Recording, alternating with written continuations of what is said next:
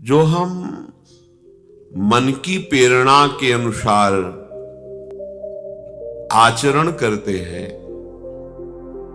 वही हमारे बंधन, दुख, क्लेश, असमर्थता, अशांति, जन्म मरण इसका कारण बनते हैं। जहां हम प्रभु की आज्ञा का पालन करते हैं, प्रभु स्वरूप संत महात्मा गुरुजनों की वाणी का अनुसरण करते हैं, वहीं हम जीवन मुक्त हो जाते हैं। ये बंधन भ्रमात्मक है, ये कृपा प्रकाश से ही अनुभव में आता है। जासु कृपा, कृपा शब्द का परिचय दैन्य भाव को होता है। जब तक कोई हम है तब तक कृपा का परिचय नहीं मिलेगा, और ये कृपा से ही बात बनती है। जैसे ज्ञान मार्ग में है तो सब बातें ज्ञान की आ गई, खूब श्रवण मनन हो रहा है, पर उससे कृपा का परिचय नहीं मिला तो उसका मोक्ष नहीं होगा, क्योंकि मोक्ष मूलम गुरु कृपा। गुरु कृपा, वो कृपा ही विशुद्ध बोध कराती। ज्ञान हो जाना, वैराग्य पूर्वक जीवन व्यतीत करना, ऐसा भी हो सकता है, पर बोध हो जाना ये केवल कृपा से होता है। हरि की कृपा, गुरु की कृपा, संत कृपा एक ही बात है। भक्ति भक्त भगवंत गुरु चतुर नाम बपु एक। नायमात्मा प्रवचनेन लभ्या न मेधया न बहुना श्रुतेन। बहुत सुंदर शास्त्रों का प्रवचन कर लेता हो, आत्मज्ञान का, भक्ति का और भी सिद्धांतों का, तो जरूरी नहीं कि उसे आत्मबोध हो गया है, नहीं हो सकता है। बहुत मेधया, बहुत बुद्धिमान है, जरूरी नहीं वो बुद्धिमान है तो आत्मबोध हो ही जाएगा। बहुत श्रवण करता है, जरूरी नहीं बहुत श्रवण करता है तो बोध हो ही जाएगा। कृपा पूर्वक आत्मा जिसका वर्ण करती है वही आत्मबोध को प्राप्त होता है। आत्मा वही गुरु है, वही हरि है, वही आत्मा है। ये कृपा शब्द बहुत जोर की बात है। कृपा का आदि अंत नहीं है, अनंत प्रभु की अनंत कृपा है। जासु कृपा नहीं कृपा अघाती, जिसकी कृपा कृपा करते कभी अघाती नहीं। कृपा समुद्र है। हम अशांत हैं, चिंतित हैं, दुखी हैं, केवल अहम कर्ता भाव से। हम जैसे हैं वैसे कृपा सिंधु का अगर आश्रय ले लें, जैसे है हमारा संबंध है प्रभु से, जैसे भी है, हम कैसे प्रश्न नहीं उठता। हम जैसे भी हैं प्रभु के हैं। इसी से कृपा का हमारे हृदय में अनुभव होने लगता है। जो मानो संबंध हमारा प्रभु से संबंध दृढ़ है। तू दयाल दीन हो, तू दानी हो, भिखारी हो, प्रसिद्ध पात की, तू पाप पुण्यहारी। नाथ तू अनाथ को, तो अनाथ कौन मोश। हमारा संबंध मोह समान आरत में, आरत हर तोषो। ब्रह्म तू हो जीव, तू है ठाकुर हो चेरो। तात मात गुरु सखा सब हित में। तो ही मोहि नाते अनेक मानिए जो भावे, ज्यों त्यों तुलसी कृपालु चरण शरण पावे। हे करुणा में प्रभु, हमारा आपका संबंध है ही, चाहे जिस संबंध से देख लो हम आपके ही हैं। नाथ, आप बस ऐसा कर दो कि आप मिल जाओ।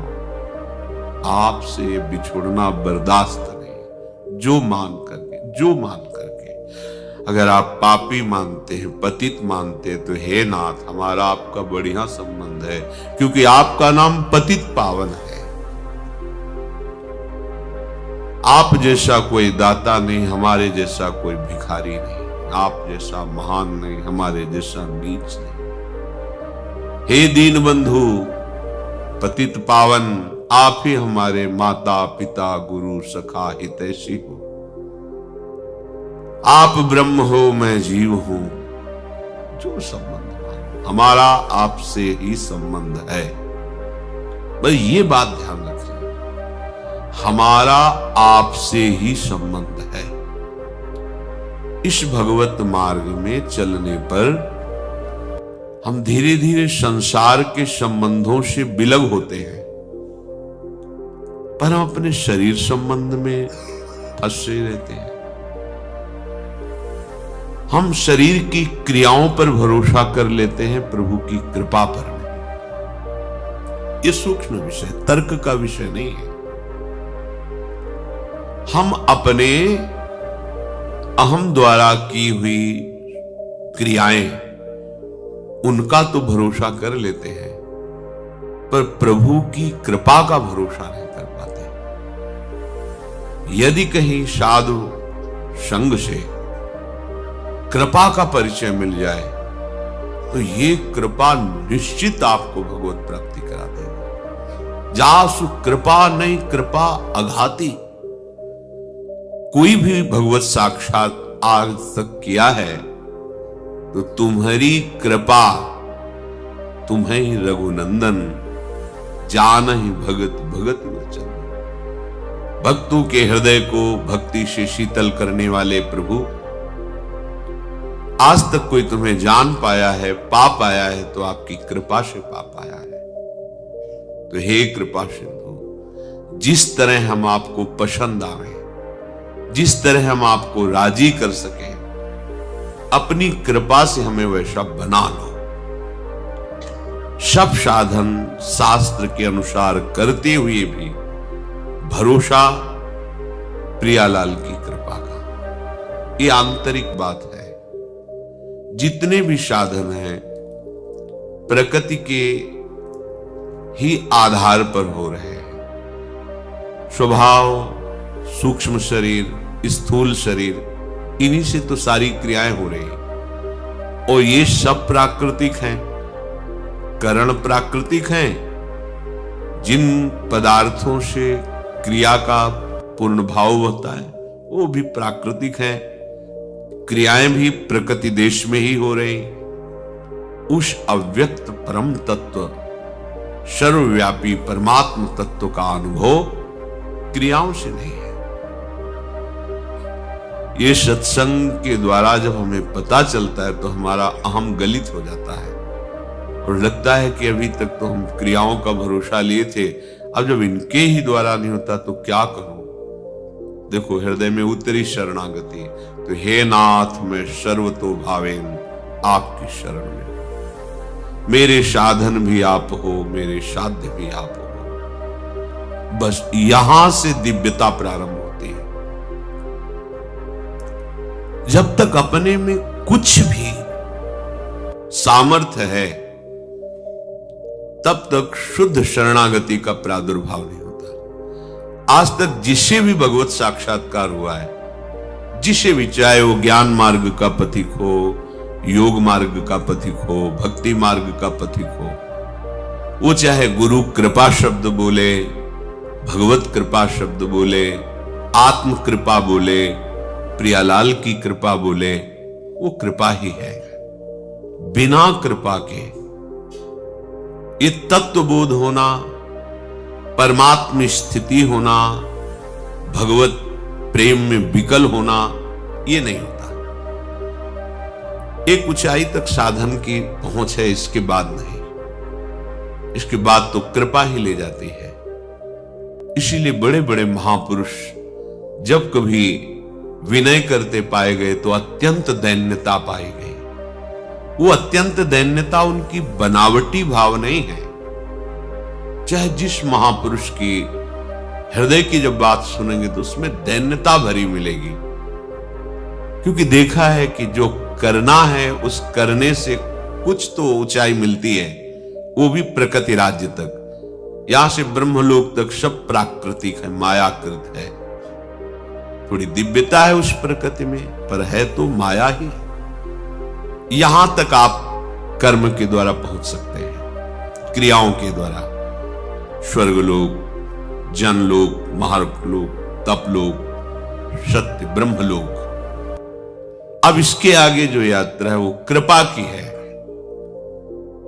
या गुण साधन ते नहीं होई, तुम्हारी कृपा पाओ कोई कोई। ये शब्द समझना बड़ा कठिन है। या गुण साधन ते नहीं होई, तुम्हारी कृपा पाओ कोई कोई। कोई कोई जो कृपा का आश्रय ले लिया। ये केवल सत्संग से परिचय मिलता, केवल सत्संग से। हमारा जो देहाभिमान, अन्य अभिमान, ये शास्त्र शब्दों से काटा जा सकता है, पर साधना अभिमान, भक्ति का अभिमान, भजन का अभिमान, त्याग तपस्या का अभिमान, ये केवल संत गुरु हरि कृपा से ही कटता है। ये बना रहता है, भगवत साक्षात्कार होने पर भी बना रहता है। आपको लगेगा कि भगवत साक्षात्कार होने के बाद कैसे बना रहता है, ये तो बात समझ में नहीं आई। भगवत साक्षात्कार के बाद अभिमान कैसे बना रह सकता है? अगर आप सत्संग नहीं किए तो आपको तर्क उठ जाएगा। देखो, चित्रकेतु मंत्र प्राप्त होने पर मंत्र के बल से अनंत भगवान का साक्षात्कार करता है। शंकरषण भगवान एक ही है। जैसे राम लक्ष्मण भरत शत्रुघ्न, ऐसे वासुदेव शंकरषण प्रद्युम्न अनिरुद्ध। ये चतुर्व्यूह भगवान का अवतार है।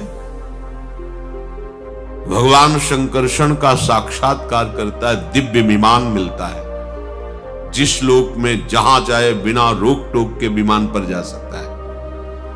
भगवत साक्षात्कार किए हुए विमान पर आरूढ़ कैलाश पहुंचता है। वहां अंबा को गोद में विराजमान की हुई त्रिपुर सुंदरी भगवती अंबा, देवाधिदेव भगवान महादेव जी सामने बैठे शनकादि ब्रह्म ऋषियों के साथ भगवत चर्चा कर रहे हैं, ब्रह्म वार्ता कर रहे हैं। इतने बड़े बड़े महापुरुष भगवान शिव के सामने नीचे बैठे हुए, सर झुकाए हुए अमृतमय वार्ता सुन रहे हैं, और आप ये विमान पर चढ़े चढ़े गए और भगवान शंकर को उपदेश देने लगे। आप जगत गुरु हैं। साधारण गृहस्थ भी अपनी भार्या को अपने पास अगर बैठालता है तो एकांत में, और आप सभा में गोद में बैठाले हुए, एक कहां की मर्यादा है। भगवान शंकर तो अगाध ज्ञान समुद्र, मौन, शांत। लेकिन अंबा मां है, ढटा रे धूर्त, तू किनको उपदेश कर रहा है? तुझे दिखाई नहीं दे रहा है? बड़े बड़े ब्रह्म ऋषि महापुरुष सब बैठे, जिनके वचनों का अमृत पान कर रहे हैं, उनको तू उपदेश कर रहा है। तेरी उद्दंडता नहीं गई, तू भगवत साक्षात्कार किए है, ऐसी सिद्धियां भी प्राप्त है तेरे को, उद्दंडता नहीं गई। साधु समागम नहीं किया, इसलिए तेरी उद्दंडता को अब मैं दूर करती हूं। जा, आशुर्भाव को प्राप्त हो जा, तेरा सब भागवतिक वैभव ढक जाए, छिन जाए। वही भयानक असुर भाव को वृत्तासुर के रूप में प्रकट हुआ। देखो, ये है भगवत साक्षात्कार के बाद भी उद्दंडता नहीं गई। अरे जिनकी कृपा को ओर से समस्त सिद्धियां, ज्ञान और दिव्यता आती है, उन प्रभु को कैसा कटाक्ष करा। ऐसा तो कोई त्रिभुवन में बोलने की हिम्मत नहीं रखता। महाप्रलय स्वरूप जिनका तीसरा नेत्र है, जो संपूर्ण ज्ञान के समुद्र है, करुणा का साक्षात स्वरूप है, परम वैष्णवाचार्य हैं, उनको कोई उपदेश कर सके इतनी सामर्थ्य किसी में नहीं। स्वयं भगवान श्री हरि इनकी आराधना करते हैं और ये भगवान श्री हरि की आराधना करते हैं। परस्पर एक दूसरे से पूछो तो वो उनको अपना गुरु आराध्य देव कहेंगे, वो उनको अपना गुरु आराध्य देव कहेंगे। तो हरि भक्त होकर के भी कैसी उद्दंडता इनके हृदय में, ये सत्संग से जाती है। साधु संग से अत्यंत दैन्यता आ जाती है और दैन्य ही प्रभु की कृपा का भाजन बनता है। और कृपा पात्र के लिए कुछ दुर्लभ नहीं, कोई भी ऊंचाई दुर्लभ नहीं, क्योंकि कृपा वो प्रवाह है जो किसी भी तरह के बांध से रुकती नहीं, बहाकर जीव को महारस में डुबो ही देती है। इसलिए कृपा का आश्रय जरूर लीजिए हृदय में। प्रभु की कृपा का आश्रय यदि आपके हृदय में हो गया तो शब्द याद रखिए, आपको कुछ दुर्लभ नहीं है। हमारे अंदर एक वृत्ति है करके प्राप्त करना, संतुष्ट करना, ऐसा करके यही में फंसाती चली जा रही है। करके वहां तक नहीं पहुंचा जाता। जितनी भी क्रियाएं हैं सब त्रिगुणमयी हैं, तीन देहों के द्वारा होती है, और जहां पहुंचना है वो त्रिगुणातीत है। इनकी पहुंच ही नहीं है। हां, इनका समर्पण कर देने से ये वही हो जाते हैं।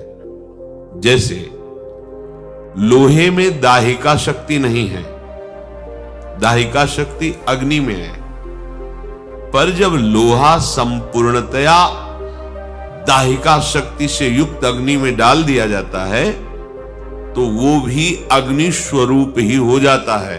उसमें भी दाहिका शक्ति ज्वालामयी अंदर हो जाती है। लाल लोहा वैसे ही दाह उसमें हो जाता है, यद्यपि उसमें दाहिका शक्ति किंचन मात्र भी नहीं है। पर उसी लोहे को जब अग्नि में डाल दिया गया तो अग्नि स्वरूप हो जाता है। ऐसे ही त्रिगुणात्मिका माया के द्वारा रचे हुए स्थूल देह, सूक्ष्म देह और कारण देह स्वभाव, इनकी पहुंच नहीं है प्रभु तक, उस प्रेम तक।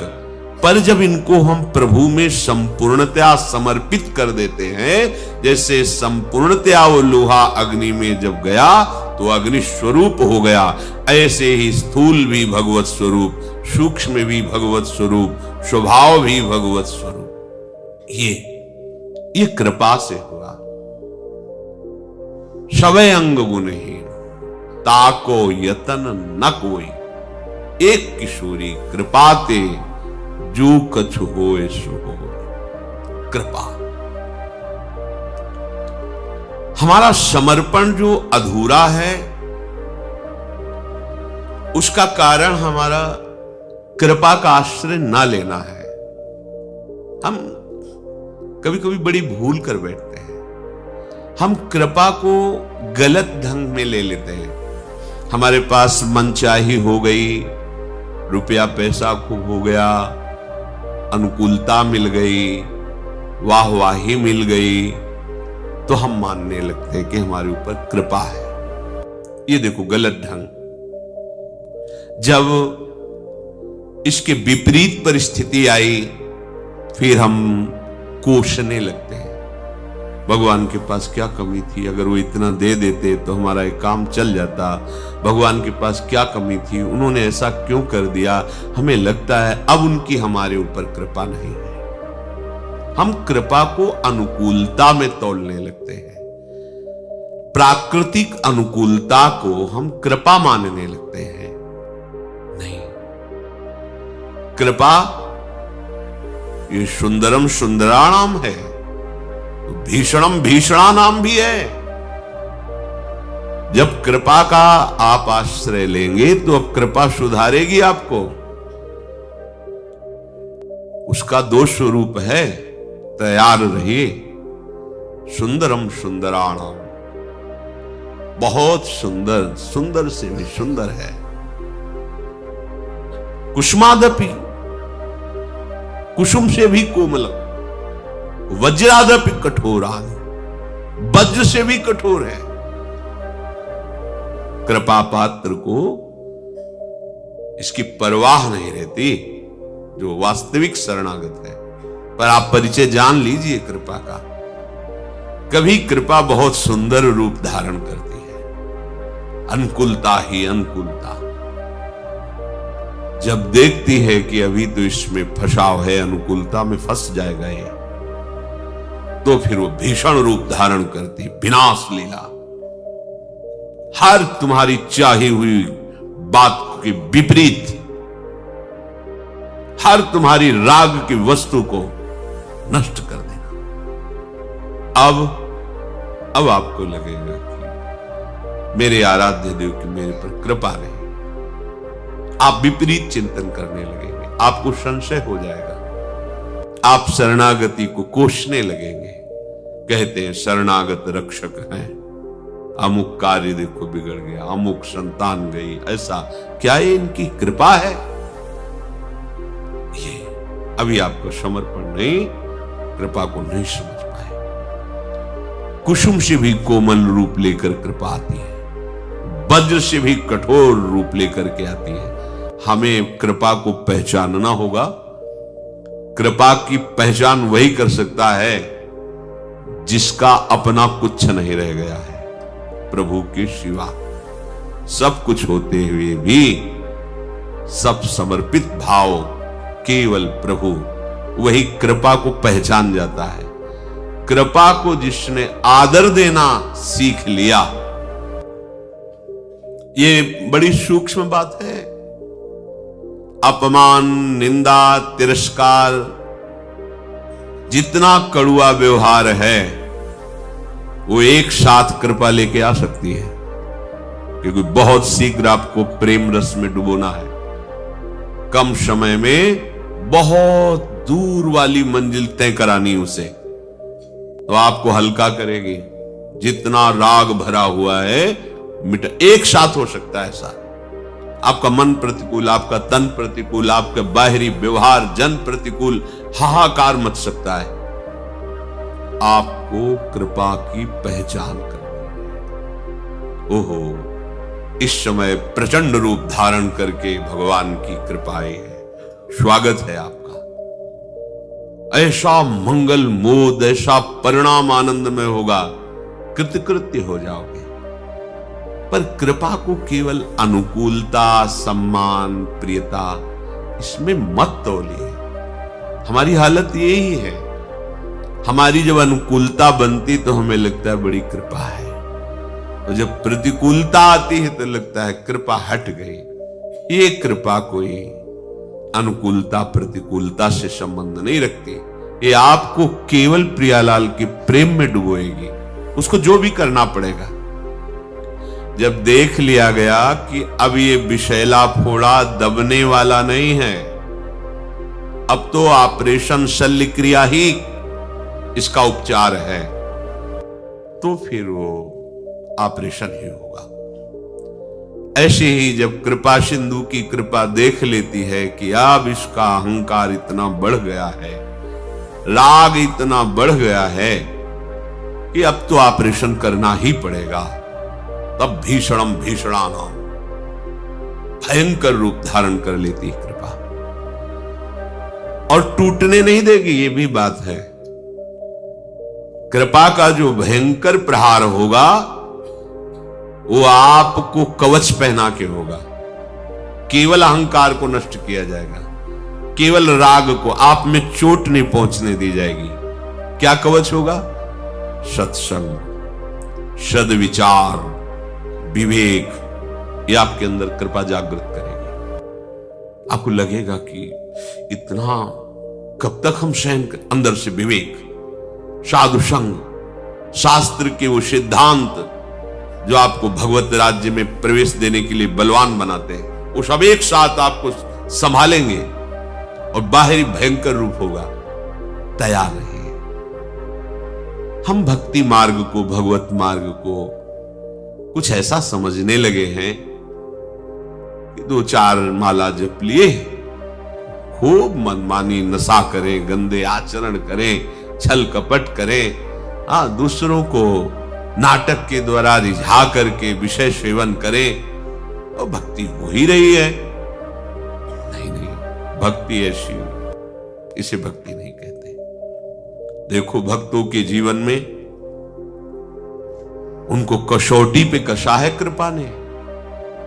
जहर पिलाया गया है, कोड़ों से खाल खींच ली गई है, शूली पर चढ़ा दिया गया है, आग पे रख दिया गया। सब तरह की कसौटी पर उनका हृदय प्रभु के कोमल चरणार बिंद से एक क्षण के लिए भी नहीं हटा। किसी भी भक्त के जीवन को आप देख लीजिए, जो महाभागवत भगवत स्वरूप हुए हैं, उनके चरित्रों को पढ़कर आप देख लीजिए। ये कृपा कसौटी में कस करके जगत को दिखा देती कि भगवान का भक्त कितना सहनशील होता है, कितना महान होता है।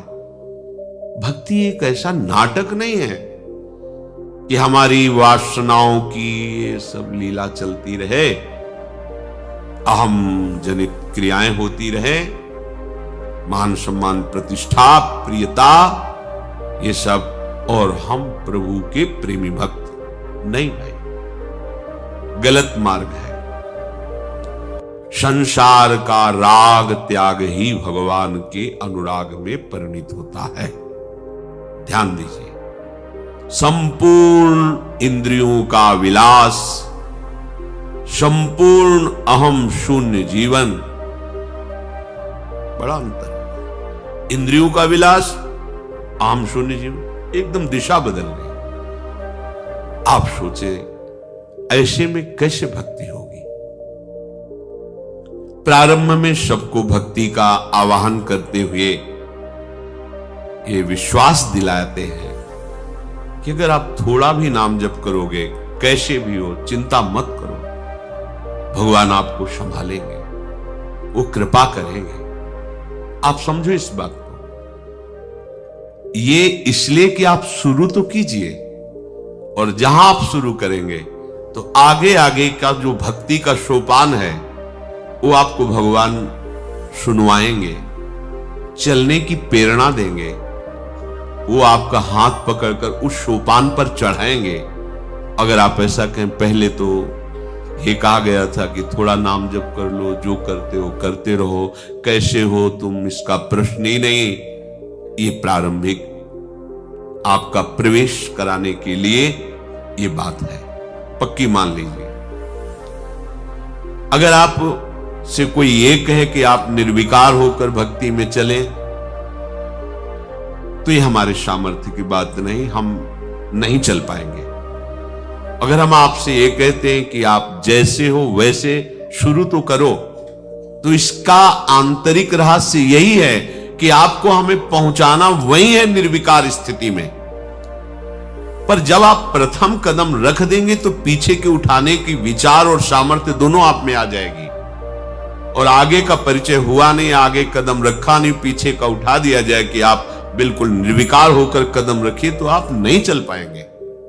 ये शास्त्रीय सिद्धांत है। ये भागवतिक प्रारंभ में प्रवेश पाने के लिए ये ऐसा ही है जैसे महापुरुषों ने कहा, आप केवल वृंदावन आ जाइए, वृंदावन वास कर लीजिए, आपको निश्चित प्रियालाल की प्राप्ति हो जाएगी। इसमें कोई संशय नहीं है। पर इसके बीच की यात्रा को नहीं कहा गया है। आप आइए वृंदावन, वृंदावन की आपके ऊपर कृपा होगी, रसिकों का संग होगा, धाम की महिमा, नाम की महिमा, रूप की महिमा, लीला की महिमा, ये रसिकों के संग से श्रवण इंद्रिय के द्वारा आपके हृदय में डाली जाएगी और ये जाकर आपके समस्त विषयों को परास्त कर देगी। तब आप भगवत प्राप्ति के योग्य हो जाएंगे।